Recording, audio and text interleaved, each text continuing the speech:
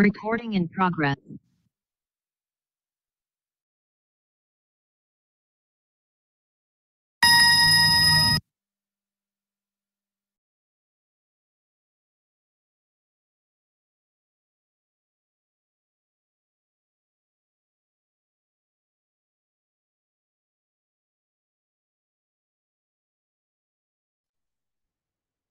ओम शांति।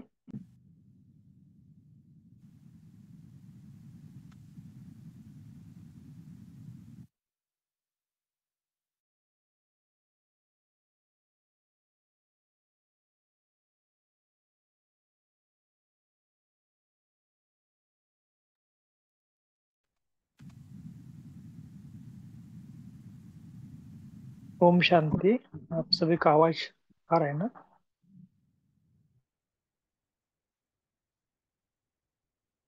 तो जैसे 7 डेज का एक कोर्स है, तो इस कोर्स के में हमने कल भी देखा कि मेडिटेशन के क्या क्या, मैंने मेडिटेशन के कैसे कैसे प्रयोग करना चाहिए। तो छोटे छोटे प्रयोग कल प्रफुल्ल भाई ने आपको बताया होगा। तो आज हमारे बीच सुप्रिया बहन जी है।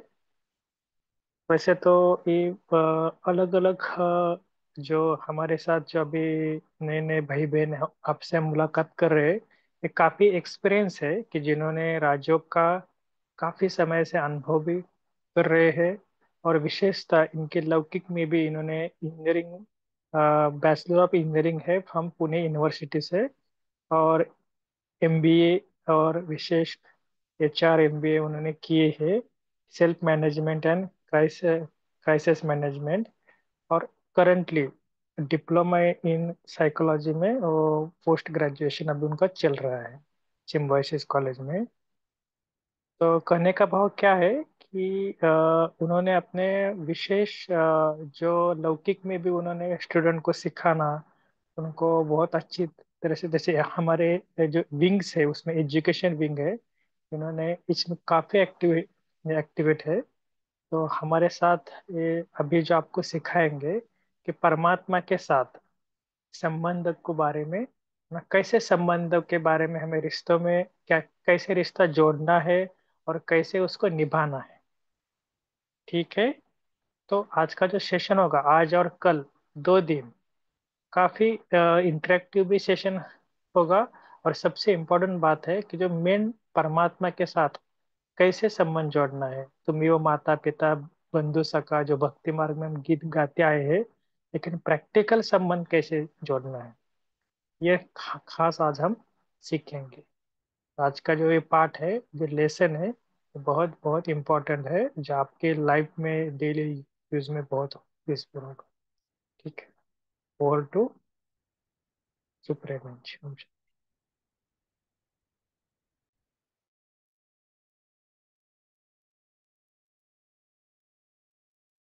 शांति। सबसे पहले तो जो भी सारे भाई बहनें जुड़े हैं, मैं उन सब का अभिनंदन करना चाहूंगी कि आप सब ने 7 दिन का राजयोग कोर्स ऑनलाइन रूप से कंप्लीट भी किया, लेकिन उसके बाद भी आप सारे जुड़े हुए हो एडवांस कोर्स के लिए। अभी आज एडवांस कोर्स का तीसरा दिन है और अ, फिर भी आप जुड़े हैं और आगे बढ़ते रहेंगे। इस कोर्स को भी कंप्लीट करेंगे ये मैं आशा रखती हूँ, और फिर आगे भी ये जो ईश्वरीय ज्ञान है और योग की विधि है उसके साथ अपने जीवन में जुड़े रहेंगे। तो ये शुभ भावना सबके लिए मैं रखती हूँ। अभी आज के सेशन को हम शुरू करें उसके पहले मैं आपसे कुछ पूछना चाहूंगी। आप चैट विंडो में उसका रिप्लाई मुझे दे सकते हैं कि आपने जब कोर्स के बारे में सुना, इस मैसेज के बारे में सुना कि एक ऑनलाइन कोर्स शुरू हो रहा है, तो आपने अंदर क्या एक संकल्प रखा था कि मुझे अपने जीवन में ये कोर्स करके मेडिटेशन सीख के इस चीज की प्राप्ति होगी, या इस चीज की प्राप्ति मुझे जीवन में चाहिए और उसके लिए मुझे मेडिटेशन सीखना होगा। तो वो क्या एक भावना इच्छा रखकर आपने कोर्स ज्वाइन किया था, ये मैं जानना चाहूंगी। तो आप प्लीज चैट विंडो से में अपने मैसेजेस मुझे भेज सकते हैं। ओके, नितेश भाई जी कह रहे हैं मेंटल पीस। ओके, बाकी भी किसी भाई को बहन अगर जो। किसी को अगर टाइप करना नहीं आता तो अनम्यूट करके भी बता सकते हैं। जी जरूर। आप हैंड रेस कर सकते हैं, या फिर डायरेक्टली अगर अनम्यूट अलाउड है भाई जी तो अनम्यूट भी कर सकते हैं।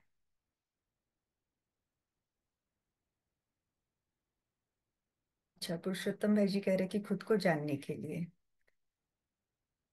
आरती and Namita, inner peace and happiness, सुख और शांति के लिए, खुद की खोज है उसको जानने के लिए, शांति के लिए, ठीक है। तो आपको क्या लगता है? मैं समझती हूँ जितने सालों से हम ये प्रश्न पूछते आ रहे हैं, तो मूल रूप से एक आता है कि मन की शांति, और दूसरा फिर उसके बाद इमीडिएट जो आ जाता है सुख कहो, समाधान कहो। और फिर कभी कभी जैसे मानवीय बहन है, पुरुषोत्तम भाई है, उन्होंने ज्ञान की बात की कि मुझे सत्य ज्ञान की खोज है, खुद को पहचानना है। ये भी आंसर्स आते ही रहते हैं। अ, तो मैं भी आपको दूसरा प्रश्न पूछना चाहूंगी कि जो आपने 7 दिन का कोर्स किया, तो आपको आपने ऐसा क्या सीखा जिससे जिसको आप अपने जीवन में उतारना चाहोगे, जिससे आपके जीवन में सुख शांति आती रहे, आप जीवन में आगे बढ़ते रहे? जैसे कहा कि सोमा बहन जी कह रहे हैं कि परमात्मा को जानने के लिए, है ना, जितेंद्र भाई जी ने कहा है कि आगे बढ़ने के लिए, स्वानंद भाई भी कह रहे हैं परमात्मा की खोज और शांति। तो ये जो है, तो आपने ऐसे क्या पॉइंट्स की टेक अवेज लिए हैं जिससे आपने जो लक्ष्य रखकर कोर्स किया था उसमें आप आगे बढ़ते जाएंगे? तो मुझे जानना है कि आपके लर्निंग्स क्या है, क्या आपने ऐसे लिया है 7 दिन के कोर्स से जो आप आगे यूज करना चाहेंगे? आप फिर से अपने चैट विंडो में टाइप कर सकते हैं या अनम्यूट करके भी बता सकते हैं। कुछ तो क्रक्स होगा ना, 7 दिन में इतनी सुंदर सुंदर बातें आपको नीता बहन जी ने बताई, खुद की पहचान, परमात्मा की पहचान, समय की पहचान, परमात्मा से जुड़ने की विधि, कर्मों की गुह्य गति। हम्म, अच्छा, नितेश भाई जी कह रहे हैं कि मैंने अपने लिए की टेक अवे ये लिया कि मुझे मेडिटेशन करना है और उसके आधार से अपने दिमाग को शांत रखना है, माना मन की स्थिति जो है वो शांति की रखनी है। वेरी गुड, है ना? ये बहुत जरूरी है। हम सुनते बहुत कुछ है, लेकिन फिर उससे उसमें से मैंने क्या उठाया जो मैं प्रैक्टिकली यूज करूंगी? क्योंकि मेरे जीवन में परिवर्तन किस चीज से आएगा? जब मैं ज्ञान को यूज करूंगी तभी आएगा ना, सुनने से नहीं आएगा सिर्फ। अच्छा, पुरुषोत्तम भाई जी कह रहे हैं मैं आत्मा हूँ और परमात्मा से जुड़ने का एक प्रयास मुझे करना है। तो ये उनके लिए की टेक अवे रहा, बहुत सुंदर। फिर चंद्रशेखर भाई जी कह रहे हैं कि मन की चंचलता कम करने के लिए मेडिटेशन को मुझे यूज करना है। सही बात है ना? मन, meditation is equal to peace of mind, ये एक इक्वेशन सेट है, and that is quite right.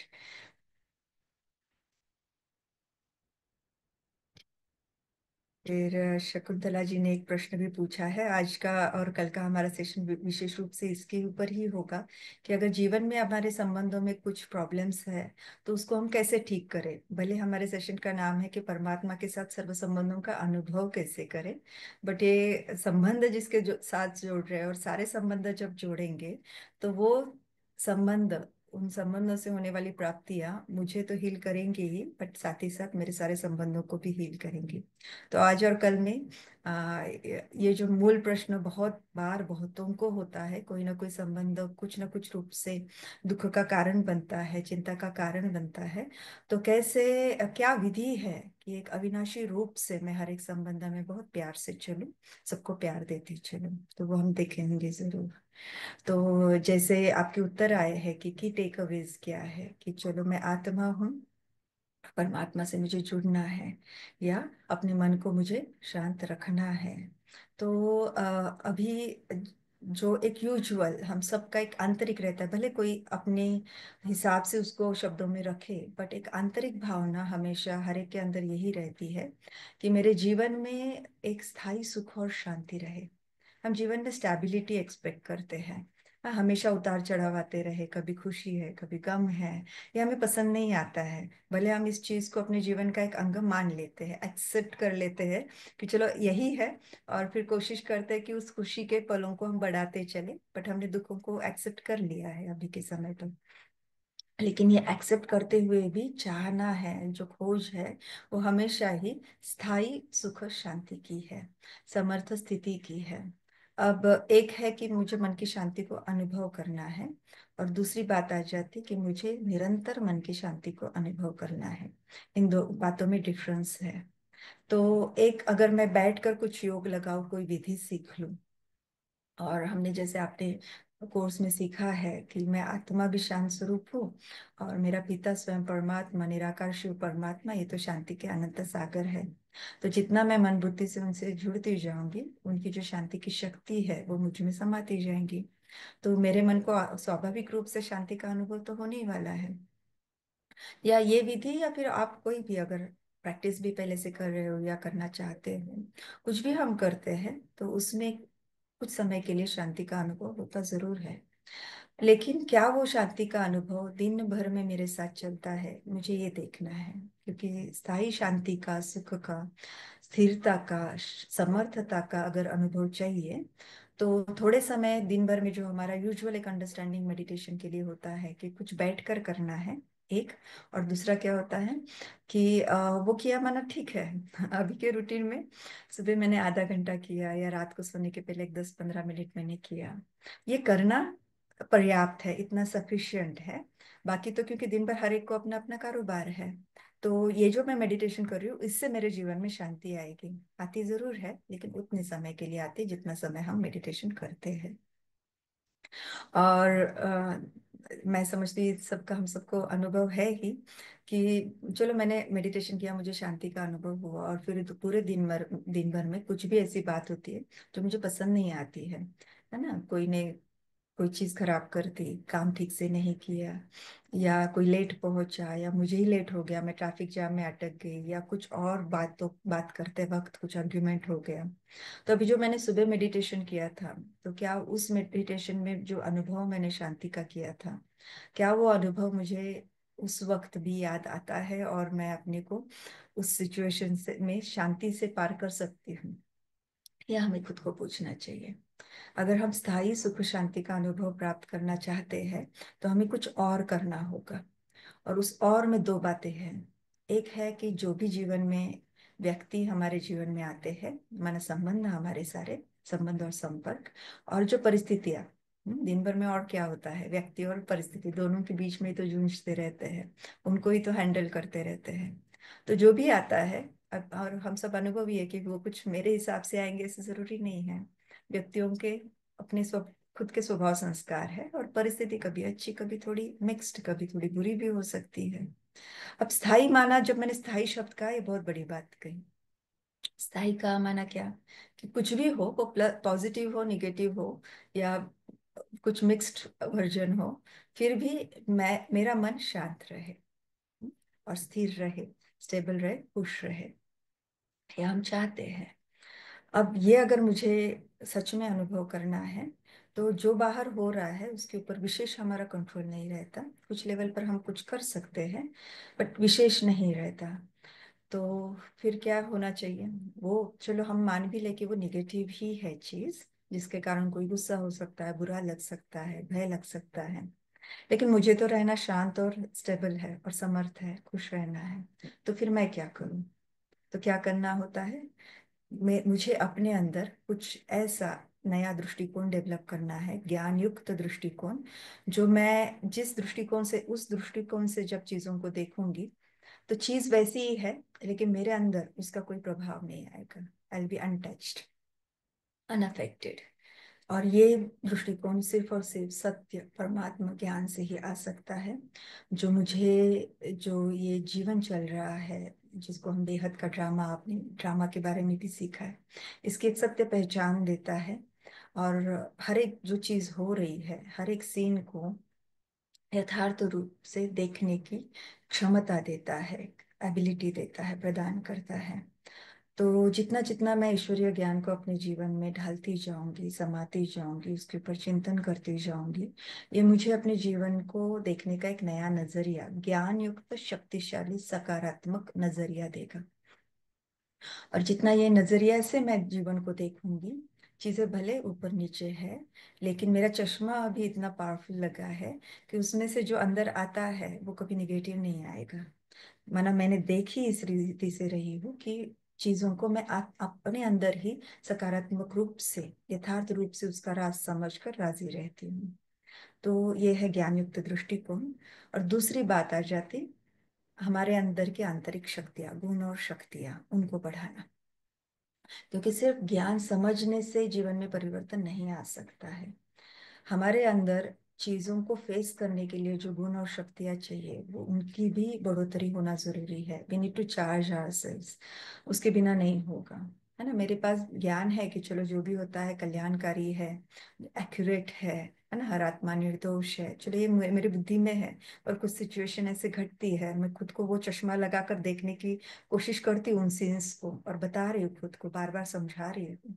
लेकिन अगर मेरे अंदर ही शांति की कमी है, सहन शक्ति की कमी है, चीजों को समाने की, सामना करने की शक्ति ही कम है, तो कितना भी मैं अपने मन को ज्ञान युक्त रखने की कोशिश करूं, फिर भी उस सिचुएशन के निगेटिविटी का मेरे ऊपर प्रभाव आएगा जरूर। और इसी कारण जब तक हम योग के द्वारा, राजयोग के द्वारा, मैं खुद को आत्मा समझ निराकार शिव परमात्मा के साथ परम धाम में बुद्धि योग नहीं लगाते, खुद को चार्ज नहीं करते, जितना भी मैंने ज्ञान सुना उसको उस लेवल पर मैं अप्लाई कभी भी जीवन में नहीं कर पाऊंगी। और कुछ ना कुछ कमी रहेगी, हमेशा ऐसे लगता रहेगा कि मैं समझती हूँ मुझे ये नहीं करना है, लेकिन फिर भी मैं करने से खुद को रोक नहीं पा रही हूँ।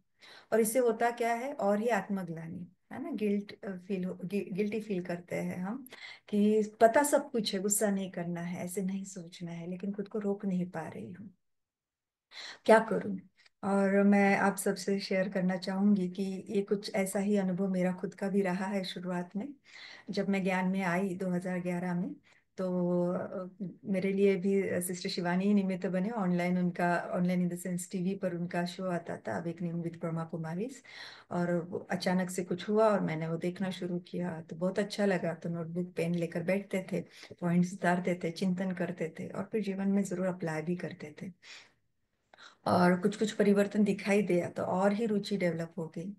और मैं शेयर भी करती थी फ्रेंड्स से, शाम को मिलेंगे तो फ्रेंड्स को बताती थी ये ऐसा है, घर में भी, हाँ, अपने पति को, बच्चे को मैं बताती थी कि ये ऐसे है, ये ऐसा पॉइंट है, आज मैंने ये सुना, ये समझा। तो जब सामने वालों को समझाना है ना, फिर वो भी पूछते थे कभी कुछ प्रॉब्लम है, तो फिर मैं उसके ऊपर भी अपने हिसाब से कुछ ना कुछ सोल्यूशन देने की कोशिश करती थी।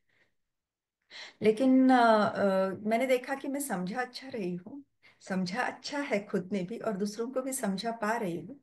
बट एक समय के बाद मैंने देखा कि मैं अभी परिवर्तन नहीं कर पा रही खुद को। इनिशियल तो कुछ महीनों तक वो परिवर्तन रहा, 3-4 महीने, कि वो परिवर्तन रहा कि हाँ, मैं अपनी शक्ति से कुछ चेंज ला रही हूँ, खुद के अंदर संस्कारों का परिवर्तन कर पा रही हूँ।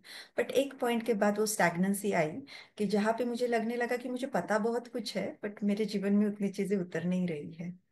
तब वो एक नेक्स्ट स्टेप लेने की एक आंतरिक इच्छा हुई, क्योंकि इनिशियल जो सबका होता है, चलो टीवी में मिल रहा है ना, सेंटर पर क्यों जाना है ना। शिवानी दीदी तो हर सेशन में तब भी कहते थे कि आपको सेंटर पर जाना है, और फिर एंड में वो टीवी पर आता भी था, आपके नजदीक के राजयोग सेवा केंद्र को कांटेक्ट करें और 7 दिन का निशुल्क राजयोग कोर्स करें। बट कभी जरूरत नहीं समझी, क्योंकि मुझे जो प्राप्ति चाहिए थी वो तो मिल ही रही थी।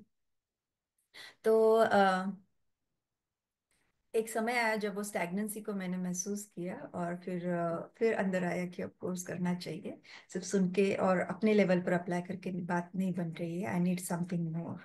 और जब मैंने कोर्स किया, सेंटर पर रेगुलर मुरली क्लास के लिए जाना शुरू किया, मुरली क्लास के आधार से जो कोर्स में सुना था वो सारी चीज़ें और डिटेल में समझ में आई।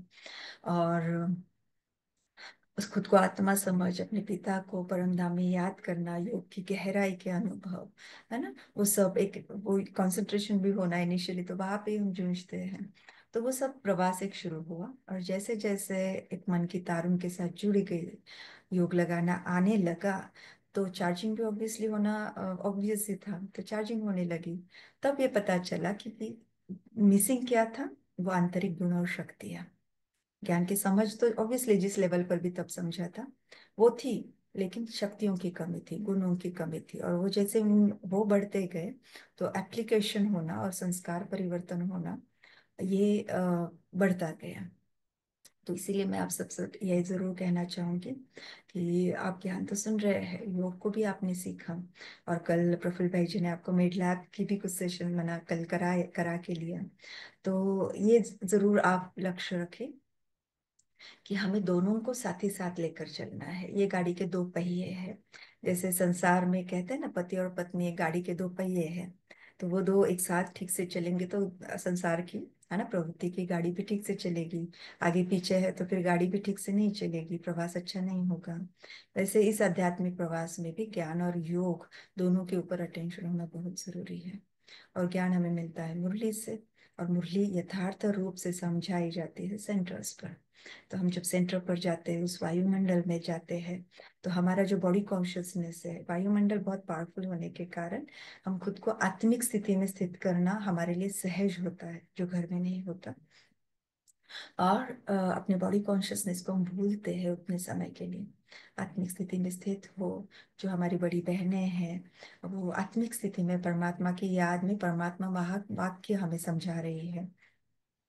तो उनको समझना सहज हो जाता है। बाकी जो भाई बहनें आए हैं उनमें से बहुत सारे तो पुराने हैं, तो उनकी स्थिति, उनकी हमारे प्रति की शुभ भावनाएं, है ना, और उनकी योग का वो वायुमंडल, वो सब हमें बहुत मदद करता है। और जितना हम रोज डेली वहां पे जाते हैं, उतना हमारी आंतरिक गुण शक्तियाँ बढ़ती तो है ही, और ज्ञान की समझ बढ़ती है ना। ये ज्ञान जो है ना, खुद सुनने का, खुद पढ़ने का ज्ञान नहीं है, ईश्वरीय ज्ञान है।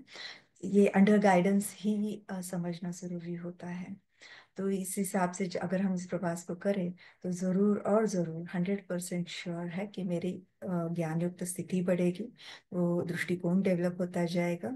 और मैं चीजों को बहुत यथार्थ दृष्टि से जब देखूंगी, तो वो दृष्टिकोण जैसे कि वो परिस्थिति और मेरे बीच में रहता है, एक सेफ गार्ड करता है मुझे, एक कवच के रूप में। और जब बात अंदर जाती ही पॉजिटिव रूप से है, होता क्या है, मैं बहुत अच्छे से चीजों को हैंडल कर पाती हूँ पॉजिटिविटी से। एक सॉल्यूशन ओरिएंटेशन रहता है। हम प्रॉब्लम ओरिएंटेशन, प्रॉब्लम को डिस्कस करना, किसने किया, कैसे किया, कब किया, क्यों किया, इनसे बुद्धि निकल कर अब मुझे क्या करना है, कैसे इन चीजों को मैं हैंडल करूँ, सॉल्यूशन क्या है इस चीज का, इनके ऊपर बुद्धि लगती है। और ज्ञान को और परमात्मा से मिली हुई गुण शक्तियों को यूज करके हम चीजों को हैंडल करते हैं। तो जरूर यही एक इच्छा रखकर आप आए होंगे। तो इसको ऐसे ही, आपका जो भी अंदर एक अपने प्रति शुभ भावना है और अपने प्रति आप एक एफर्ट ले रहे हैं, समय दे रहे हैं, इसको ऐसे ही कंटिन्यू रखना। और जरूर एडवांस कोर्स होने के बाद आपके नजदीक के कोई ना कोई सेवा केंद्र पर जरूर जुड़ जाना और इस जर्नी को कंटिन्यू रखनी। At least for 3 months you need to try to give it a try for the self, है ना। हम कैसे आ, शरीर के लिए कितनी ना मेहनत लेते, तो वैसे ही आत्मा, जो शरीर को चलाने वाली शक्ति है, उसको शक्तिशाली बनाने के लिए भी ये मेहनत आप सब लेंगे जरूर। ये मैं आप सब के लिए एक शुभ भावना रखती हूँ। अब हम चलेंगे अपने सेशन, आज का जो सेशन है उसकी ओर। मैं आपके साथ स्क्रीन शेयर कर रही हूँ।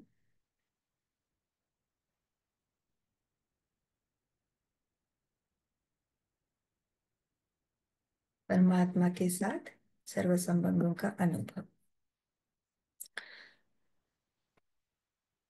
तो जैसे हमने देखा कि न कि सिर्फ ज्ञान पर्याप्त है, ज्ञान के साथ ही साथ योग भी बहुत जरूरी है, जिससे मुझे आत्मा की चार्जिंग होगी। और किन चीजों से चार्जिंग होगी? सारी गुण शक्तियों से। ठीक है। तो अब जब मुझे योग लगाना है, तो योग तो अभी देखो, हम तो बैटरी सबकी हमारी कैसे ऑलमोस्ट डिस्चार्ज है ना। तो चार्ज करनी है कम समय में। तो हमें क्या करना होगा? बहुत अच्छे से योग लगाना होगा। बट अभी इसमें फिर प्रॉब्लम आ जाती है कि दिन भर में तो कितने व्यवधान रहते हैं, कितना कारोबार रहता है, बैठ बैठ कर भी कितना बैठेंगे। और जब हम नए होते हैं तो बैठे भी तो कितना योग लगता है, इतना नहीं लगता ना कुछ और बातें याद आती है। कभी वो अनुभव नहीं होता बुद्धि से, ना मैं कभी खुद को देख पाती, कभी परमधाम नहीं दिखता, कभी बाबा नहीं दिखता।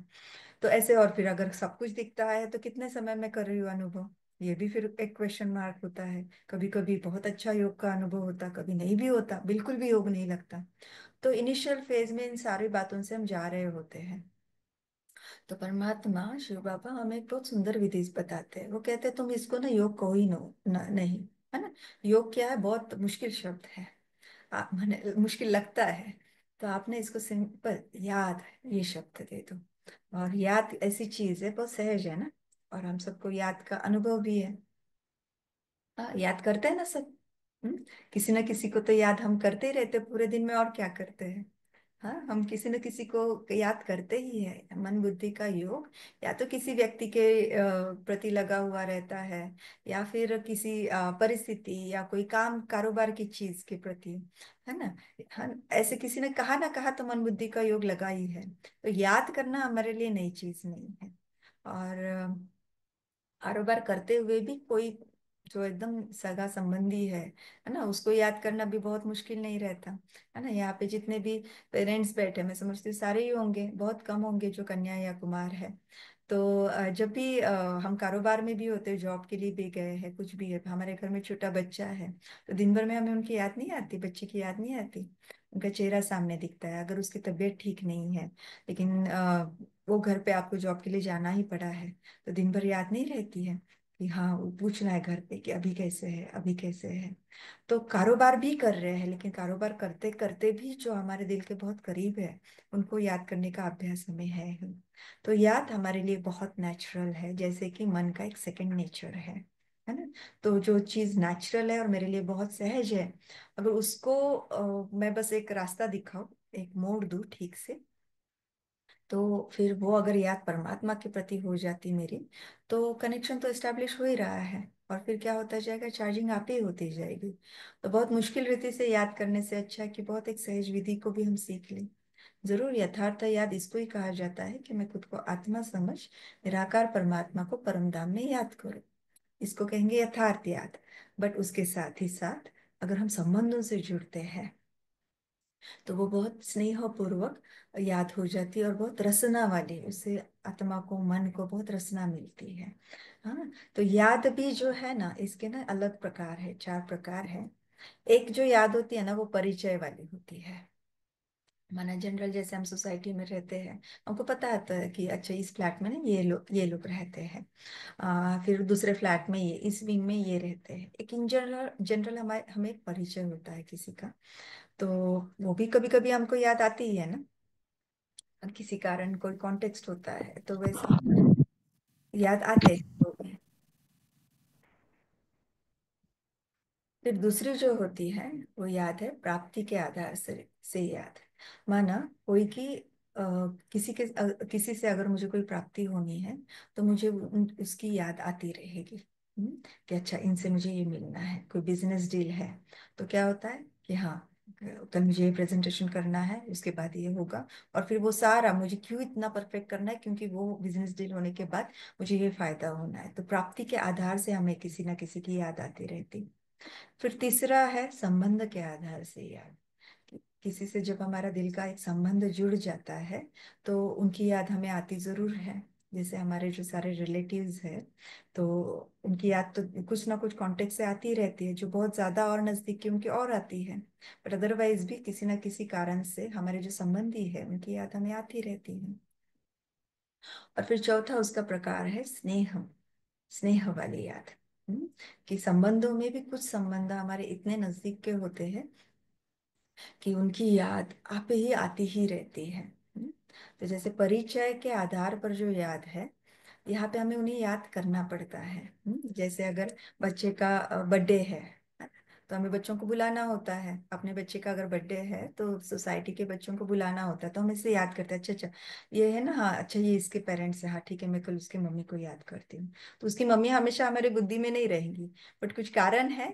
तो ऐसे जब याद करना है, तो उन्हें याद करना पड़ता है, वो स्वाभाविक रूप से हमारे मानस पटल पर नहीं रहते हैं। फिर प्राप्ति के आधार पर जब याद होती है, तो उनकी याद जो होती है वो प्राप्ति होने तक ही आती रहती है, और बहुत अच्छे से आएगी। लेकिन कब तक आएगी, प्राप्ति होने तक। जैसे हमने बिजनेस डील का एग्जांपल लिया, प्राप्ति हो चुकी, हाँ, तो फिर उसके बाद एक थोड़े समय के लिए अंदर रहेगा, अच्छा और मैंने ऐसे बोलना चाहिए था, फिर और ये पॉइंट रखना चाहिए था, या ये अच्छी हुई डील, इससे फिर मैं आगे क्या करूंगा, अच्छा तो वो व्यक्ति ऐसे था।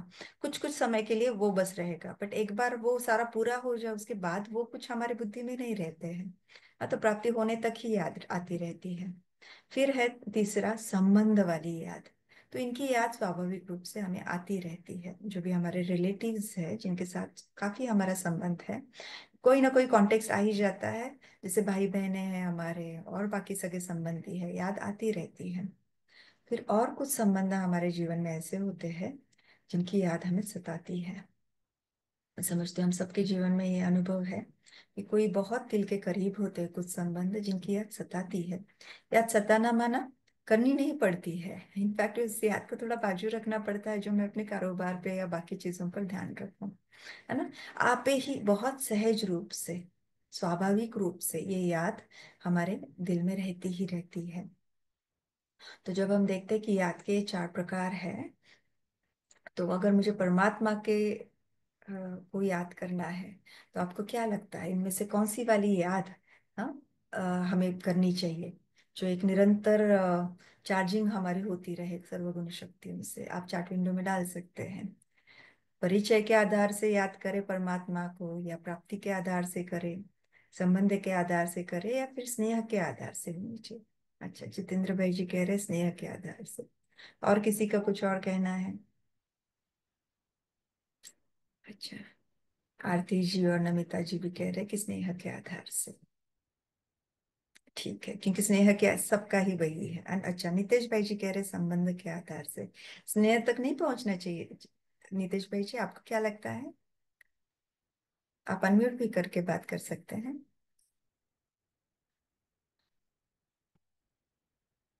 क्योंकि संबंध जब और गहरा होता जाता है ना, तो वो स्नेह में परिवर्तन हो जाता है। माना वही हाँ, संबंध। सॉरी, जी जी। मैंने लास्ट वाला नहीं पढ़ा था, स्नेहा वाला। याद हो गया। तो आप भी स्नेह को ही प्रिफर करेंगे? हाँ हाँ हाँ। स्नेह वाली है, ओके जी। ठीक है, तो स्नेह वाली याद, ये याद ऐसी हो, थोड़ा सोच के देखो, आज तक हमने कभी ऐसे सोचा था क्या कि परमात्मा की याद मुझे सताए, है ना, दिन भर। हाँ, कुछ भी मैं और कर रही हूँ, लेकिन बस एक परमात्मा की याद दिल में समाई रहे, और वो एक उस संबंध का सुख में लेती रहो। बहुत कम होंगे जिन्होंने इस लेवल पर पहले भी भक्ति की होगी, और जिन्होंने की है उनके तो नाम आज भी हम गाते हैं। अलग अलग संत आत्माएं होके गई है जिनकी कहानियां आज भी हम सुनते हैं, कि कैसी उनकी उसके प्रति एक प्रीत थी, और कैसे वो उनकी याद में समाये थे और स्नेह में समाये रहते थे। तो हमने यही हमेशा ये किया कि ये कहा या सोचा कि हाँ बहुत अच्छा, वो इसीलिए तो वो महान आत्मा है जो उनको याद किया जाता है। बट कभी मैं नहीं समझती कि हम में से कोई ऐसे इस रीति से कभी हमने परमात्मा के लिए सोचा होगा कि मेरा ऐसा एक संबंध उसके साथ बना रहे कि बस उसकी याद सता है। एक्सेप्शंस हो सकता है, मैं इन जनरल कह रही हूँ। ठीक है, चलो, तो आगे हम जाते बढ़ते हैं कि अगर हम इन चार प्रकार को भी देखें ना याद के, तो इसमें भी शुरुआत है। ये ऐसे नहीं कि म्यूचुअली एक्सक्लूसिव है, माना परिचय के आधार पर याद है तो स्नेह वाली नहीं हो सकती। एक्चुअली देखा जाए तो ये क्या है, ये ना स्टेप्स है, एक एक चीज स्टेप है स्नेह वाली याद तक पहुंचने के लिए। जैसे जब तक मुझे किसी का परिचय ही नहीं है, कैसे संबंध किसी के साथ जुड़ेगा? परिचय तो होना जरूरी है। तो जैसे हम एक लौकिक एग्जांपल लेते हैं इनिशियली, कि अगर किसी माता पिता को अपने बेटी की शादी करनी है, तो इनिशियल वो जैसे क्या बायोडेटा मंगाते हैं, अच्छा इनकी पहचान का ये लड़का है वगैरह। तो उसमें क्या है, बेसिक सारी चीजें रहती है ना, कि नाम क्या है, हाइट क्या है, कहाँ पे जॉब करता है, कितना कमाता है, और फिर बाकी और कुछ चीजें और होती होंगी उसमें। तो परिचय तो इनिशियल, चाहे फोटो भी मंगाते हैं तो ये बेसिक चीज है। कभी संबंध जोड़ना है तो परिचय तो जरूरी है। वैसे दूसरे पार्टी से भी कुछ बायोडाटा मंगाते हैं। अब परिचय लिया, उसके बाद देखा क्या जाता है संबंध के लिए प्राप्ति क्या होगी? माता पिता जरूर ये देखेंगे ना, अगर मैं हमारी बेटी को हमें यहाँ भेजना है, तो क्या मेरी बेटी हमेशा सुख से रहेगी? ये बेटा, ये लड़का जो है वो कैसा है, उसको कोई व्यसन तो नहीं है ना, इसकी संगत कैसी है, इनका फैमिली बैकग्राउंड कैसा है, ओवरऑल कैसे है ये लोग, ये सब हम माता पिता जो है कोशिश करते हैं कि ये सारी इंफॉर्मेशन वो निकाल सके। मानो वो क्या देखने की कोशिश कर रहे हैं, कि अगर मेरी बेटी का यहाँ पे संबंध हम जोड़ते हैं, तो प्राप्ति उसको क्या है, और प्राप्ति वो अपनी बेटी के लिए क्या चाहेंगे? सुख और शांति, एक समृद्ध जीवन, प्यार से भरा हुआ जीवन। तो प्राप्ति को देखते जरूर है, दोनों साइड से देखेंगे। हाँ, माना लड़के की साइड से भी देखेंगे, लड़की की भी साइड से देखेंगे। अब जब उनको ये श्योर हो जाता है कि नहीं ये संबंध अच्छा है हमारे बेटी के लिए, तो फिर वो संबंध जोड़ा जाता है। ठीक है। अब जब संबंध जोड़ा जाता है तो सिर्फ संबंध जोड़ने से, हाँ, वो स्नेह युक्त संबंध नहीं बनता है। कभी भी जो संबंध है यहाँ पे मेहनत दोनों साइड से होनी पड़ती है। और मूल रूप से मेहनत, बाकी तो बहुत सारी चीजें संबंध में मधुरता, ये तो एक अलग ही टॉपिक है, लेकिन एक बहुत बेसिक अगर हम ले तो यहाँ पे दो चीजें बहुत जरूरी है। एक है कि हम एक दूसरे के साथ समय कितना बिताते हैं, सहवास, है ना, कितना समय हम एक दूसरे के साथ बिताते हैं। और दूसरा है संवाद, हम एक दूसरे के साथ दिल की बातें कितना शेयर करते हैं। जब तक ये नहीं होता है दो व्यक्तियों में, वो जो संबंध बाय सम संस्कार आज वो जुड़ा तो है, लेकिन वो संबंध स्नेह का संबंध नहीं बन पाएगा। और जरूर ये एक दूसरे के साथ रहना, एक दूसरे को समय देना, दिल की बातें शेयर करना, ये होता भी है। लेकिन अगर इसमें कोई किसी भी प्रकार की अगर कमी रह गई है, तो जरूर वो कमी इस संबंध को स्नेह युक्त संबंध तक लेके जाने में कुछ ना कुछ फिर वो वहां पे भी कमी रहती है। तो फिर अनबन चलती रहती है, मन में कुछ एक्सपेक्टेशंस रहती है जो फुलफिल नहीं होती है। तो ये सारी बात है। ठीक है। अभी हमने ये एग्जाम्पल तो देखा अपने रेगुलर जीवन का। अब इसको लगाते हैं परमात्मा के साथ, जब मुझे संबंध जोड़ना है उसके लिए। तो मुझे स्नेह युक्त संबंध तो चाहिए, लेकिन इसके पहले तो परिचय चाहिए उनका। तो वो परिचय अपने कोर्स में लिया है, फाउंडेशन कोर्स में हमें परिचय मिला कि परमात्मा हम सबके समान ही ज्योतिर्बिंदु है। हम्म, हम सबके पिता है, निरंतर परमधाम निवासी है, सर्वगुण शक्तियों के अनंत सागर है, सर्वोच्च है, सर्वोपरि है, सर्वधर्म मान्य है। हाँ, तो ये सारी बातें हमने पहले सुनी। कोर्स में ये परिचय हमें मिला। उसके साथ ही फाउंडेशन कोर्स में हमें उनसे क्या प्राप्तियां हो सकती है ये भी इसके भी बारे में बताया। क्योंकि वो सर्वगुण शक्तियों के अनंत सागर है। हाँ, जैसे हम उनको कहे कि स्पिरिचुअल पावर हाउस है, और हम अगर हम खुद को कहे कि हम स्पिरिचुअल बैटरीज है, जो बैटरीज अभी बहुत सारी डिप्लीटेड है, और मुझे चार्ज करना है। क्योंकि जब तक मेरे अंदर सुख और शांति शक्ति समाई नहीं है, मैं अनुभव भी कैसे कर पाऊंगी। अनुभव कर अभिव्यक्त करना तो बात की बात रह गई, मैं खुद भी कैसे अनुभव करूं। तो इस कारण ये चार्जिंग जरूरी है। तो परमात्मा से हमें क्या जीवन में प्राप्तियां होती है, इसको भी हमने फाउंडेशन कोर्स में देखा। फिर संबंध क्या है ये भी फाउंडेशन कोर्स में बताया गया कि वो हम सबके पिता है, मैं उनका बच्चा हूँ, मैं आत्मा परमात्मा की संतान हूँ। अब संबंध तो जोड़ा, चलो, हमारा फाउंडेशन कोर्स होता है तब तक हमारा संबंध तो जोड़ा जाता है। अब हर एक के ऊपर है कौन कितना किस लेवल पर इस संबंध को एक्सेप्ट करते हैं। एक है संबंध जुड़ जाना, उसके बाद बात आ जाती है संबंध को निभाना। और हम सब इस चीज के अनुभवी है। संबंध जुड़ जाना एक बात, फिर संबंध को निभाना दूसरी बात है। और जितना प्यार से, ईमानदारी से हम संबंधों को निभाते जाते हैं, उतना वो संबंध स्नेह युक्त संबंध में परिवर्तन होता जाता है। हम्म? तो उसमें जो दो बातें हमने देखी कि एक दूसरे के लिए समय देना और दिल की बातें करना। तो परमात्मा के साथ जब हम सर्व संबंधों से, एक संबंध नहीं, हमें तो एक जनरल बेसिक क्या बताया था कि हम संतान है, वो मेरा पिता है। आज और कल के सेशन में हम ये देखेंगे कैसे हम परमात्मा के साथ सर्व संबंध से जुड़ सकते हैं। हाँ, क्यों जुड़ सकते हैं सर्व संबंधों से, क्योंकि वो निराकार है ना। वो कभी देह नहीं लेते, अपनी खुद की देह, माता के गर्भ से कभी जन्म नहीं लेते, वो कभी देहधारी नहीं हो सकते। हम देह में भले हैं, बट हम कौन है, चैतन्य ज्योतिया, जो परमात्मा की संतान है। और वो सदैव निराकार है। तो निराकार होने के कारण हम उनके साथ हर संबंध से जुड़ भी सकते हैं, और वो भी हमारे साथ सर्व संबंधों से जुड़ सकते हैं। वो सर्व संबंध हमारे साथ निभा सकते हैं, और हम उनके साथ वैसे जुड़ सकते हैं। जैसे फिजिकल बॉडीज में जब हम हैं तो लिमिटेशन रहते हैं। कोई माँ है, तो वो अपनी बेटी की, बहुत माँ तो है ही, बहुत अच्छी फ्रेंड भी हो सकती है, तो फ्रेंड का भी रिश्ता निभाया। वो अगर उसके ही स्कूल में पढ़ते और माँ टीचर है तो वो टीचर भी बन सकती है। चलो, माँ ने कुछ आध्यात्मिक अभ्यास किया है तो वो गुरु भी बन सकती है। पिता के अब्सेंस में उस बेटी को वो पिता के समान भी संभाल सकती है। तो अलग अलग रूप से, है ना, वो अलग अलग संबंध निभा सकती है। बट वो क्या वो माँ कभी अपनी बेटी की पति का रोल प्ले कर सकती है? नहीं प्ले कर सकते, क्योंकि फिजिकल बॉडीज में होने के कारण सर्व संबंधों से हम कभी भी किसी से भी नहीं जुड़ सकते। लेकिन परमात्मा क्योंकि इन सब चीजों से परे है, निराकार ज्योतिर्बिंदु है, हम हर संबंध से उनके साथ जुड़ सकते हैं। और इसी का गायन भारत वर्ष में है कि तुम मात हम जो कहते हैं ना, तुम्हें वो माताश्च पिता तुम्हें वो बंधु सखा तुम्हें वो। तो हर संबंध से हम उनके साथ जुड़ सकते हैं। जरूर कभी अनुभव किया था, तभी तो भक्ति में फिर ये इस चीज का गायन भी आ गया। हम्म।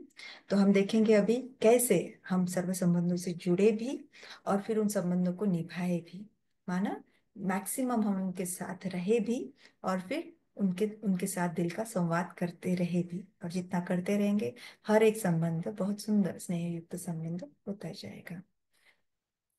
तो अब सबसे पहले तो मैं आप सबसे ये पूछना चाहूंगी कि हमारे जीवन के अलग अलग कौन कौन से संबंध हैं।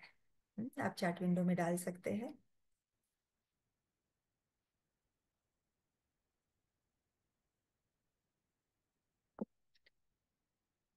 कौन कौन से संबंध हम अपने जीवन में अनुभव करते हैं, संबंधों में जुड़े हुए हैं, ऐसे कौन कौन से संबंध हैं।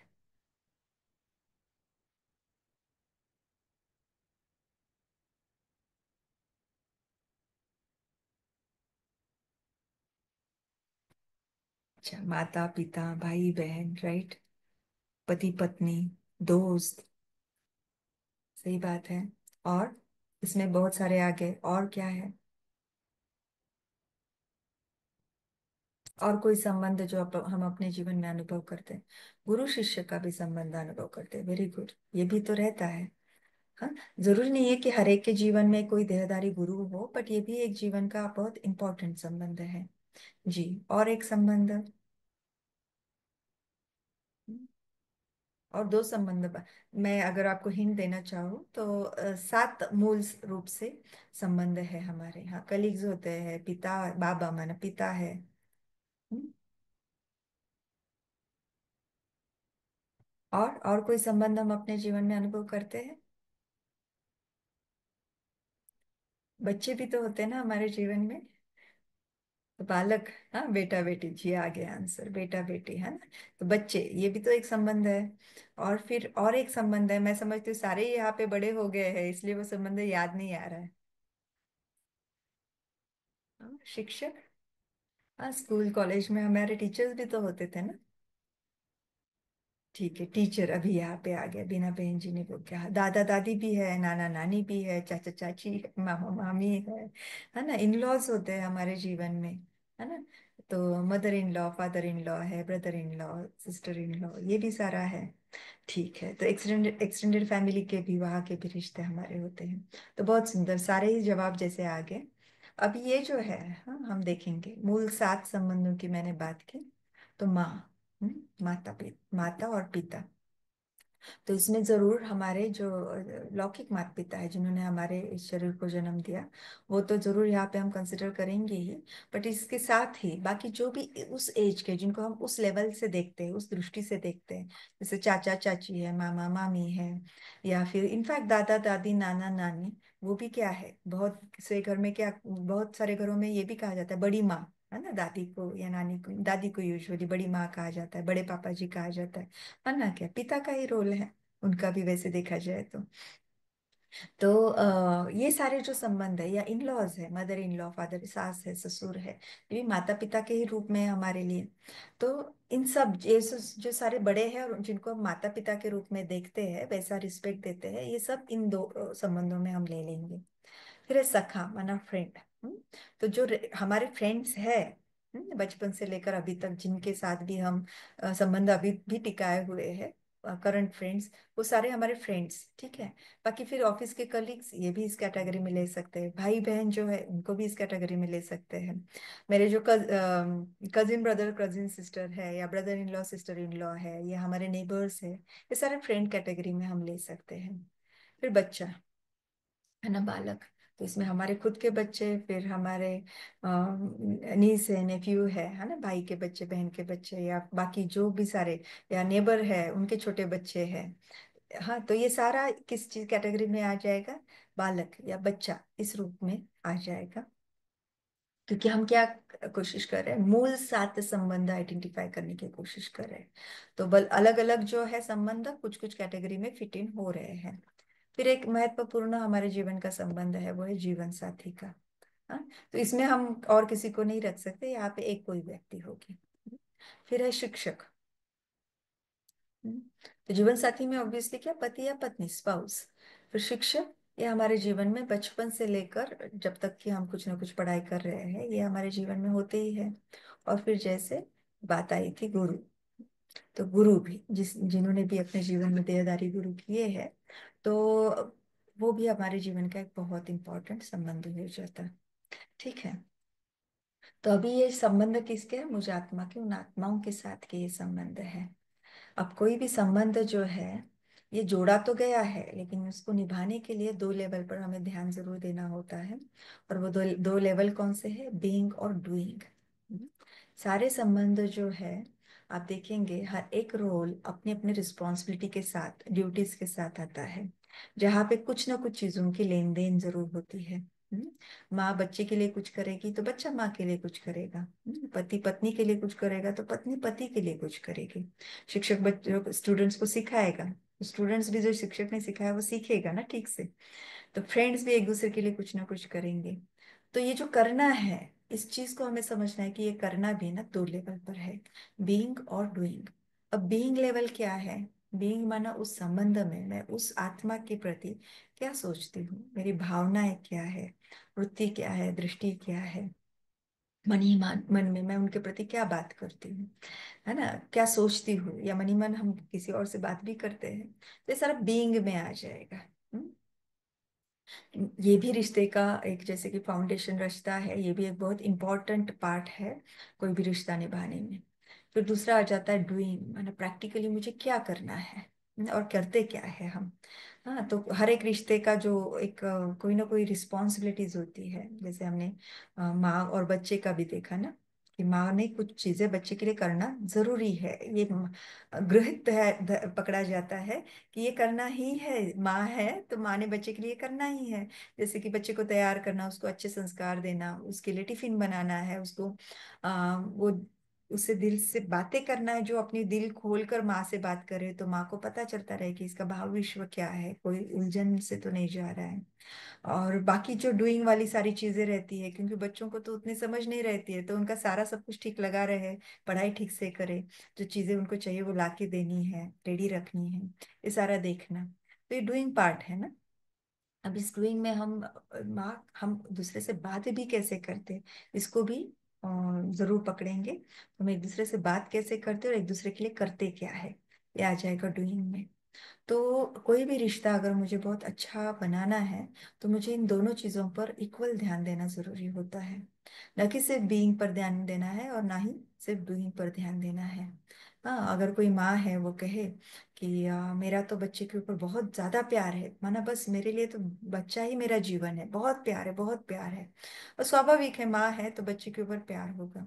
लेकिन अगर डूइंग में उसकी थोड़ी सी गड़बड़ होती जा रही है, कि अभी जैसे हर एक ही घर में जैसे एक एडिक्शन आ गया है, डिजिटल एडिक्शन, माँ फोन चेक कर रही है, वीडियोस देख रही है, इंस्टाग्राम पर है, या कुछ और पढ़ रही है, सुन रही है वीडियो, है ना कुछ चल रहा है। तो बच्चे को जो क्वालिटी टाइम देना है वो अगर दे नहीं रही है, क्योंकि वो यहाँ से इंजॉयमेंट ले रही है और अपनी रिस्पॉन्सिबिलिटीज को भूल रही है, तो बीइंग लेवल पर तो बहुत प्यार है बच्चे के ऊपर, बट अभी जो एक मन के लिए एक एडिक्शन बन गया है, उससे कमी तो आएगी डूइंग लेवल पर। तो डूइंग लेवल पर तो गड़बड़ हो रही है। तो ये जो कमी रह रही है ना, ये इस संबंध को उतना सुंदर नहीं बनाएगी जितना वो सुंदर बन सकता है। बच्चे के मन में कुछ ना कुछ रहेगा, और बच्चे बोल के भी दिखाते हैं, आपके मेरे लिए समय कहाँ है। बच्चे बोलते हैं ना, आप ही मोबाइल मम्मा इतना यूज करते हो, तो फिर आप मुझे कैसे कह सकते हो, तो बच्चे बोलेंगे, वो संबंध उतना प्यार भरा नहीं रहेगा जितना वो होना चाहिए था। या बीइंग लेवल, अभी डूइंग पर माँ का तो ये भी एक काम है कि बच्चे को अच्छा संस्कार उसमें डालने हैं, उसको सिखाना है, और ये अटेंशन जरूर रखना है कि वहाँ कहाँ पे उसकी कमजोरी है, उसको निकालने के लिए कहाँ कहाँ परफॉर्म भी होना है, एक काउंसलर भी बनना है, गाइड भी बनना है, दोस्त भी बनना है। ये भी डूइंग लेवल में आ जाता है माँ के कर्तव्य में। यहाँ पे कम पड़ती है तो फिर भी अब तभी के लिए अच्छा लगेगा बच्चे को और माँ को, दोनों को, बट आगे जाकर बच्चे का नुकसान होगा। अभी रिसेंटली लास्ट वीक ही मेरे एक स्टूडेंट ने, मैंने पुणे में MIT वर्ल्ड पीस यूनिवर्सिटी है, वहाँ पे मैं विजिटिंग फैकल्टी हूँ, तो वहाँ पे भी मैं राजयोग सिखाती हूँ। तो हमारा ऐसे ही कोई टॉपिक चल रहा था, तो एक स्टूडेंट ने मुझे बताया कि मैं हॉस्टल पर रहता हूँ और डिजिटल वेलनेस की कोई बात हो रही थी शायद। तो मेरा जो फ्रेंड है ना, पूरा दिन, पूरा दिन वो मोबाइल पर लगा रहता है। कॉलेज अटेंड किया, घर पे आ गया, बस गेम खेलता रहता, पूरा दिन गेम खेलता रहता है। और रात को 2 बजे तक, हाँ, ये उसने बताया। और फिर ऑब्वियसली पढ़ाई नहीं कर रहा है, तो वहाँ पे एग्जाम भी तो ठीक से नहीं होंगे उसके। तो माँ को फोन करता है, मामा ये एग्जाम ठीक नहीं गई, या फिर रिजल्ट आने के बाद माँ इसमें कम आ गए मार्क्स, हाँ, बहुत खराब लग रहा है, मैं बहुत उदास हूँ, हाँ, जो भी उसने कहा होगा। तो उसकी माँ मम्मी उसको क्या बता रही है कि नहीं बच्चे, उदास नहीं होना, तुम ठीक रहना, तुम खुश रहना बस। तुमको अगर बोर लग रहा है या खराब लग रहा है, बस तुम गेम खेलो, है ना, पढ़ाई जितनी होती है उतनी करो, पर तुम खुश रहो, हमारे लिए तुम्हारी खुशी इंपॉर्टेंट है ना। अभी देखो, माँ होने के नाते जरूर हम सबको अपने बच्चों की खुशी इंपॉर्टेंट है, लेकिन अब वो कौन सी वाली खुशी है, बच्चा कहाँ से खुशी ले रहा है, और उसके जीवन का अभी का जो समय है, उस समय के अनुसार उसको क्या करना है और वो क्या कर रहा है, इसके ऊपर भी तो माँ का अटेंशन होना चाहिए। तो जहाँ पे उसने फर्म होना चाहिए था, वहां पे तो वो फॉर्म नहीं है। तो अभी के लेवल पर वो बीइंग लेवल पर तो बहुत अच्छी है, डूइंग पर कमी हो रही है। अब जब ये कमी हो रही है, तो कहाँ ना कहाँ ये रिश्ता बिगड़ता जाएगा जरूर। अभी के लिए बच्चे को अच्छा लगेगा कि चलो बात टल गई, माँ का भी एक्सेप्टेंस है, और माँ को लगेगा बच्चा खुश रहे, बस वो सेफ रहे, क्योंकि दूसरे जगह पढ़ रहा है। तो वो भी तो, अभी आजकल के माता पिता को डर लगता है ना, ये डिप्रेशन में चला जाएगा, कोई जीवघात न कर ले, कोई बुरी संगत में ना आ जाए, कोई एडिक्शन में लगे उदासीनता के कारण। तो माँ बाप भी डरे हुए रहते हैं। बट जो फर्मनेस होनी चाहिए, जो एक पावरफुल नॉलेजफुल वे से एक गाइडेंस होना चाहिए, वो मिसिंग है। तो ऐसे ही हर एक जगह पति पत्नी का भी आप संबंध ले लो, है ना, डूइंग लेवल पर अभी हम दूसरा लेते हैं कि डूइंग पर बहुत अच्छा कर रहे हैं, पत्नी पति के लिए सब कुछ अच्छा ठीक कर रही है, पति पत्नी के लिए अच्छा कर रहा है, लेकिन एक दूसरे के स्वभाव संस्कार की कोई टकराव है, एक दूसरे को पसंद नहीं आता है कोई ना कोई स्वभाव संस्कार। तो बीइंग लेवल पर खिटखिट चलती रहती है, ये ऐसे ही है, कभी सुधरेंगे नहीं, सारा घर बिखेर के रखेंगे, कोई भी चीज फिर से वापस जगह पे नहीं रखेंगे। पति को होगा, अगर वाइफ स्लो है काम में, तो कभी टाइम पे टिफिन नहीं बनाएगी, कभी टाइम पर खाना नहीं मिलेगा, या टेस्ट ठीक नहीं आ रही है, वॉट एवर, है ना, अलग अलग कारण रहते हैं खिटखिट होने के लिए। बट घर शांत रहे, बच्चों के सामने कुछ वाद विवाद नहीं हो, तो इसलिए वो अंदर अंदर चलता रहता है, लेकिन डूइंग में परफेक्ट है। अब इससे क्या होगा, दोनों को लग रहा है, कोशिश करके रिश्ते को निभाने की कोशिश कर रहे हैं, टकराव से बचने की कोशिश कर रहे हैं, लेकिन अंदर तो टकराव है ना, अंदर टकराव चल रहा है कहाँ ना कहाँ। अब ये जो बीइंग वाली बात है ना, जब हमारी भावनाएं, वृत्ति दृष्टि किसी के लिए थोड़ी सी नकारात्मक होती जाती है, तो आप ही वो उस व्यक्ति को तक तो वो वाइब्रेशंस पहुंचते ही है। तो इनफैक्ट मेजर हमारे हर एक संबंध का फाउंडेशन तो हमारी एक दूसरे के प्रति क्या भावना है, वही होता है। और फिर डूइंग लेवल पर हम उन्हीं भावनाओं को एक एक्सप्रेशन देते हैं बस। तो बीइंग में अगर कहाँ पे निगेटिविटी है, तो आप कितना भी करो, सामने वाली व्यक्ति कभी आपके लिए सेटिस्फाइड नहीं रहेगी। ऐसा ही दूसरा एक एग्जाम्पल क्या है फिर, सास बहू का एक बहुत हम कहे कि एक आइडियल ऐसा एग्जाम्पल है जहाँ पे गड़बड़ थोड़ी सी होती रहती है, कि एक दूसरे के लिए डूइंग लेवल पर ठीक रखने की कोशिश करते हैं दोनों साइड से, यूजुअली बहू, क्योंकि रिश्ता ऐसा है कि उसको ज्यादा करना है। तो सब जिस समय पर उनको चाहिए, जो पसंद है उस हिसाब से चलो करो, सारा ठीक रखो, घर जैसे रखना है, हर एक चीज वो बहू कोशिश करती चलेगी कि ये खुश रहे, बस जिससे घर में शांति बनी रहे, और मैं भी अच्छे से जी पाऊँ। वो सब कुछ कर रही है, लेकिन अगर उसके मन में कुछ ना कुछ है कि ये मुझे जबरदस्ती करना पड़ रहा है, इतने की क्या जरूरत है, मेरा तो पूरा दिन फिर इन्हीं चीजों में जा रहा है, मैं अपने लिए समय कब निकालूं, या ऐसे बोलने की क्या जरूरत थी, थोड़ी तो वो भी मदद कर सकती है, कितनी ना बातें अंदर चल सकती है कि जो निगेटिव है। हम्म? अभी ये सारा चिंतन मेरा अंदर चल रहा है, और बाहर मैं उनके लिए सब कुछ परफेक्ट कर रही हूँ। तो जब मेरा इन लॉज के लिए या सास के लिए ऐसा कुछ चिंतन चल रहा है, बाहर मैं सब कुछ कर रही हूँ, तो जहाँ तो दोनों एनर्जीज रही है ना, मैं कुछ कर भी रही हूँ, लेन देन चल रही है, तो कर्मों की भी लेन देन है, तो वो पॉजिटिव है। लेकिन संकल्पों की, भावनाओं की जो लेन देन है वो तो निगेटिव जा रही है। मैं दोनों भेज रही हूँ। अब इसका नेट रिजल्ट क्या होगा कि अगर मैं सब कुछ सच में अच्छा करती हूँ उनका, तो वो जरूर, अगर मोस्टली तो करेंगे, वो महिमा तो करेंगे कि हाँ हमारा बहू घर बहुत अच्छा संभालती है, हमारी बहुत अच्छे से देखभाल करती है। ये बोलेंगे, जरूर बोलेंगे। मोस्टली हाँ बोल सकते हैं ऐसे कि ओपनली वो महिमा करेंगे बहू की। लेकिन उनके मन से ये निकलना और वो किसी और से कहना कि हमारी बहू बहुत अच्छी है, ये नहीं होगा। अगर मेरे से उनको निगेटिविटी जा रही है, अंदर गड़बड़ गड़बड़ चल रही है, अंदर गुस्सा है, अंदर सप्रेशन है, बाहर सब कुछ ठीक कर रही हो, तो जो बाहर मैंने किया उसके लिए शायद उनके मुख से मेरे लिए कोई प्रेज निकले कि हाँ ये सब कुछ अच्छा करते हैं, हमसे हमारी देखभाल अच्छा कर रही है। लेकिन ये अच्छी है, ये आएगा नहीं, वो बोलना चाहेंगे तो भी, क्योंकि मैंने बहुत सारा निगेटिव भेजा है। तो इसी कारण ये जो भी हमने एग्जाम्पल्स लिए, आप रिलेट कर पा रहे होंगे। अगर हम हर एक संबंधों को बीइंग और डूइंग लेवल दोनों पर इक्वली इंपॉर्टेंस देते हुए निभाते नहीं हैं, तो उस संबंध में ना कोई कमी रह जाती है। उस संबंध का पूरी रीति से हम सुख नहीं ले पाते, ना वो दूसरी आत्मा सुख ले पाती है। तो फिर इसको ठीक कैसे करें, तो इसको ठीक कैसे करें हम कल के सेशन में देखेंगे। तो आपका अभी तक हमने जो कुछ भी डिस्कस किया, इसके ऊपर कुछ अगर चिंतन है या आपको कुछ डाउट्स है तो आप मुझे जरूर पूछ सकते हैं। आप चैट विंडो में अपना मैसेज डाल सकते हैं या अनम्यूट भी कर सकते हैं।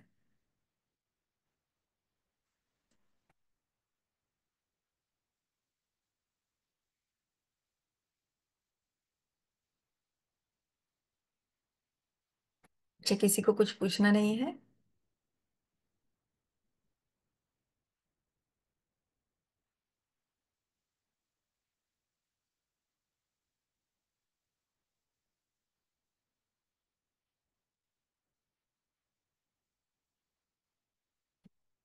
ओके, तो मैं समझती हूँ अभी तक जो हमने डिस्कस किया, आप उन चीज़ों को समझ पाए हैं और रिलेट भी कर पाए हैं। और कल के सेशन में हम इसको ही और थोड़ा आगे लेंगे। हम्म, और समझेंगे कि कैसे फिर ये जो थोड़ा सा, हर एक संबंध को तो हमको निभाना ही है, लेकिन कैसे परफेक्टली निभाए जहाँ पे वो उनको भी सुख मिले, मुझे भी सुख मिले। हाँ, क्योंकि हर एक संबंध, हमारी भावना क्या रहती है, संबंध हमेशा सुखदायी हो। तो ये कैसे प्राप्त करें, इसको हम कल के सेशन में देखेंगे। ठीक है, तो हम एक गीत बजाते हैं, गीत लगाएंगे। तो गीत के ऊपर हम मेडिटेशन करेंगे और आज के सेशन को समाप्त करेंगे। ओम शांति। या फिर हम ऐसे करते हैं, मैं कमेंट्री देती हूँ आपको, हम कमेंट्री देंगे और कमेंट्री के ऊपर योग करेंगे।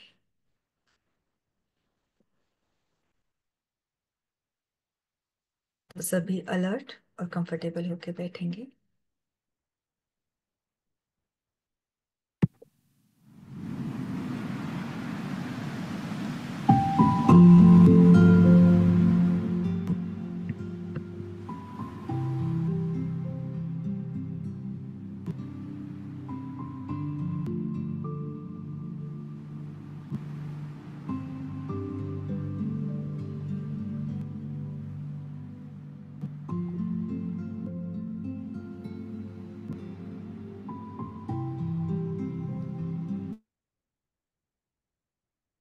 आपके पैर जमीन पर ठीक से रखे हुए हो,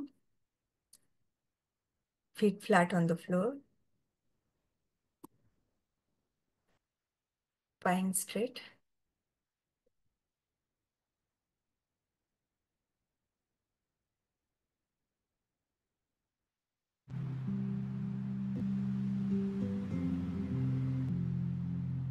आपके हाथ आपके लैप्स पर कंफर्टेबली रखे हुए हो।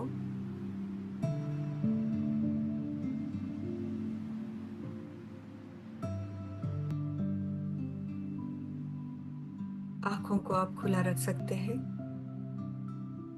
अगर खुला रखते हैं तो एक जगह उन्हें केंद्रित करें, एकाग्र करें। और अब अपनी सांसों के ऊपर ध्यान देंगे। भी और धीमे सांसें अंदर लेंगे और बाहर छोड़ेंगे।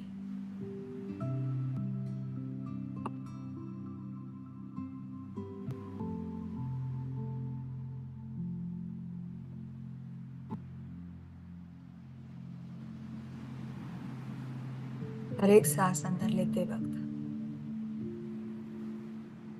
ये अनुभव करेंगे कि इस विश्व की जो भी सकारात्मकता है वो इन सांसों के द्वारा मेरे अंदर समाती जा रही है।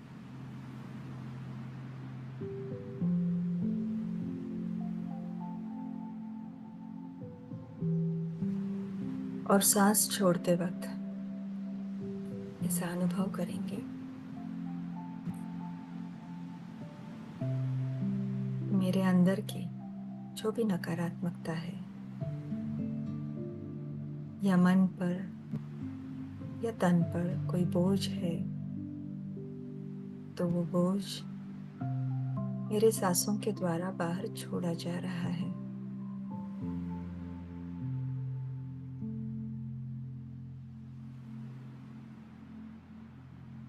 ऐसी कुछ लंबी और गहरी सांसें अंदर लेंगे और बाहर छोड़ेंगे।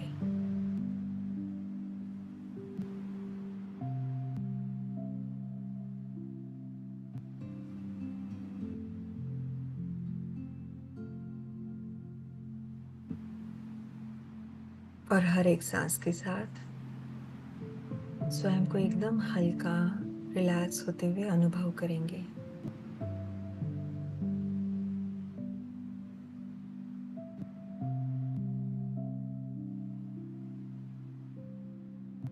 अब एकाग्र करेंगे चेतना को अपने मस्तिष्क के बीचों बीच और देखेंगे अपने सत्य स्वरूप को।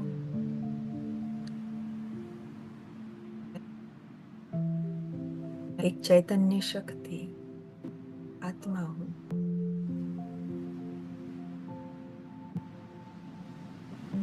सफेद सितारा, bright white point of light जो इस शरीर के मस्तिष्क के बीचों बीच विराजमान है।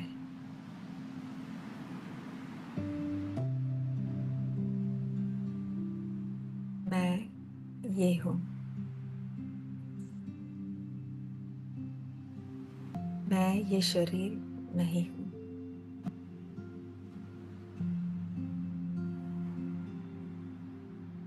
मैं अलग हूँ। ये शरीर अलग है। महसूस करेंगे इस भिन्नता को। मैं अलग हूँ। ये शरीर अलग है।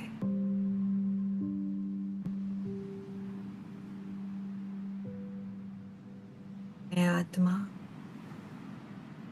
इस शरीर की मालिक हूँ।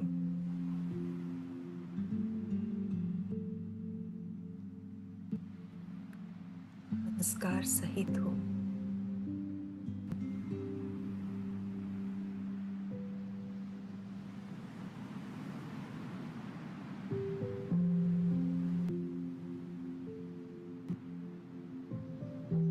मैंने इस जीवन काल में इस शरीर रूपी चोले को परिधान किया है।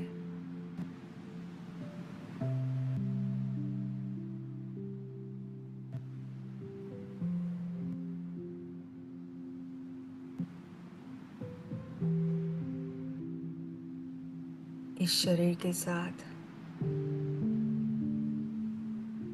मैं इस जीवन काल को अनुभव कर रही हूँ।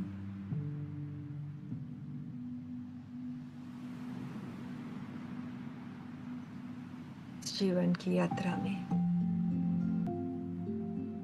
मेरे साथ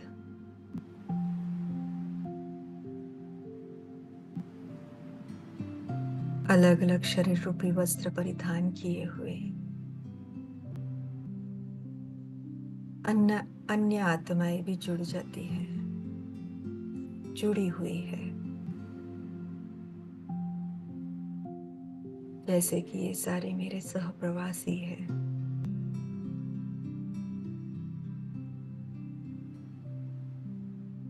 देखेंगे अपने जीवन के कुछ महत्वपूर्ण संबंधों को अपनी नजर के सामने। लाएंगे उन्हें नजर के सामने।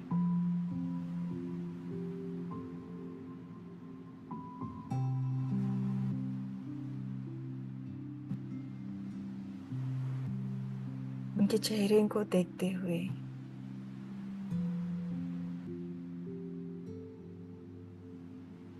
दिल में चमकते हुए दिव्य सितारे को भी देखेंगे।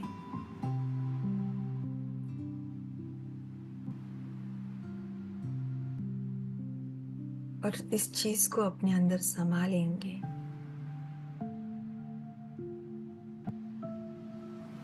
जैसे मैं एक आत्मा हूं और शरीर से अलग हूं और इस जीवन की यात्रा पर हूं, वैसे ही ये भी सब आत्माएं हैं जो इस जीवन काल के लिए इस शरीर को पहने हुए हैं।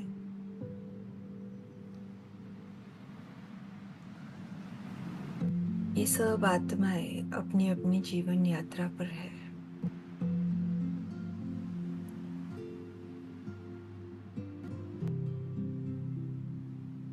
हम सब अलग अलग समय पर मिले और इस यात्रा में सहप्रवासी बन गए हैं।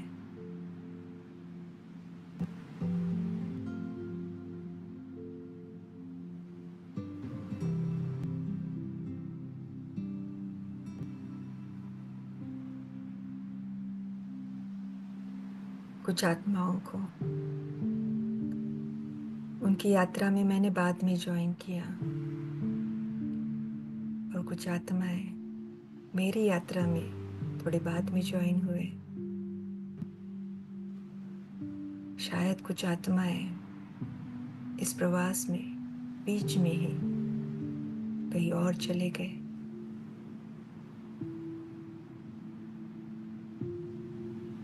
अनेक अनेक आत्माओं के साथ अनेक अनेक संबंधों से जुड़ते हुए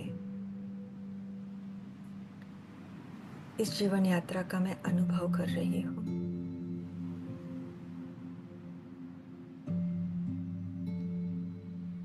और मेरे दिल से यही चाहना है, हम सबकी यह यात्रा बहुत सुखद हो, प्रेम से भरपूर हो। चाहते तो है लेकिन सदैव नहीं हो पाता, सर्व के साथ नहीं हो पाता, कुछ कुछ के साथ है और कभी कभी है।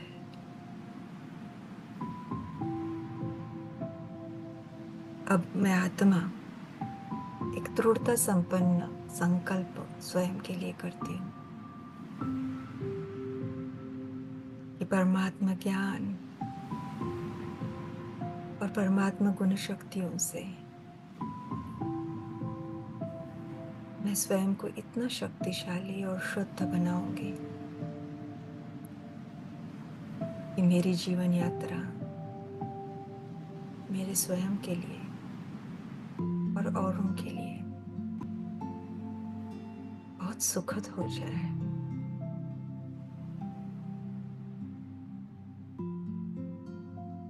स्वयं परमात्मा से सर्व संबंधों को जोड़ सर्व प्राप्तियों को प्राप्त कर अपनी आत्माओं को भी दिलाऊंगी, को खुश रखूंगी।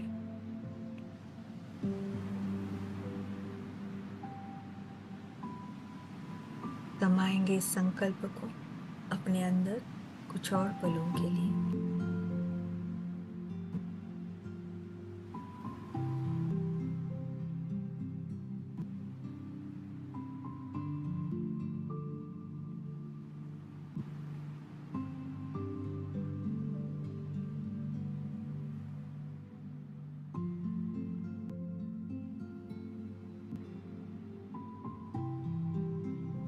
ओम शांति।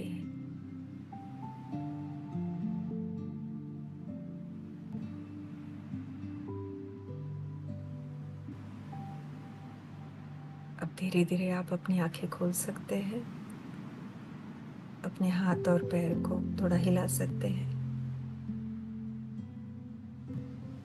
और जो दृढ़ निश्चय आपने किया उसको जरूर बुद्धि में रखेंगे।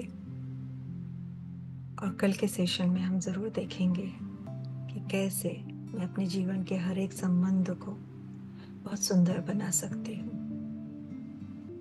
अच्छा, ओम शांति।